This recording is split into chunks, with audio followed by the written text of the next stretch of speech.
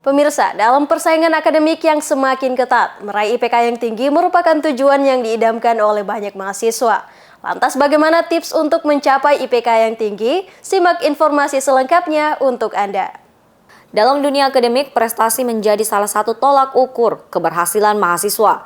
Di tengah tantangan perkuliahan dan aktivitas lainnya, beberapa mahasiswa telah mampu untuk menonjolkan dirinya dengan perolehan indeks prestasi kumulatif atau IPK yang tinggi. Mencapai dan mempertahankan IPK yang tinggi membutuhkan komitmen, kedisiplinan, dan manajemen waktu yang baik, serta penting untuk memprioritaskan tugas-tugas akademis. IPK yang tinggi dapat membantu mahasiswa untuk meraih kesempatan melanjutkan studinya, baik itu di tingkat magister atau doktoral. Tak hanya itu, IPK yang tinggi juga dapat membuka pintu bagi peluang pekerjaan yang lebih baik. Bahkan, di beberapa perusahaan, ada beberapa yang memprioritaskan pelamar dengan IPK tinggi dalam proses rekrutmen. Salah satu alumni Universitas Hasanuddin yang berhasil meraih IPK tinggi adalah Zikra Amanda. Zikra adalah alumni Unhas dari Fakultas Ilmu Sosial dan Ilmu Politik, jurusan Ilmu Pemerintahan Angkatan 2020. Zikra berhasil menyelesaikan pendidikan S1-nya selama 3,5 tahun, IPK 3,98 dengan predikat kelulusan cum laude. Saya pribadi percaya bahwa segala sesuatu yang hasilnya memuaskan itu terjadi karena adanya target dan planning yang baik. Sehingga ketika kita gagal dalam berplanning, maka kita juga bersiap untuk gagal. Nah, itu merupakan kutipan yang saya sangat senangi dari Benjamin Franklin.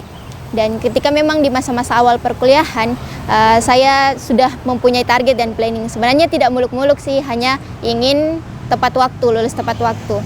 Dan ketika maba saya sudah mulai mencari bagaimana caranya orang lulus tepat waktu, apakah ada tips and trick. Dan memang terbukti ampuh, ada beberapa yang saya temukan. Mungkin ini bisa jadi referensi juga.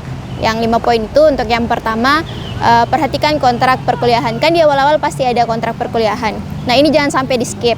Kemudian yang kedua itu, perhatikan bagaimana standarisasi penilaian dosen. Karena kan setiap dosen itu berbeda-beda penilaiannya. Kemudian yang ketiga, biasakan untuk mencatat materi dan aktif dalam kelas.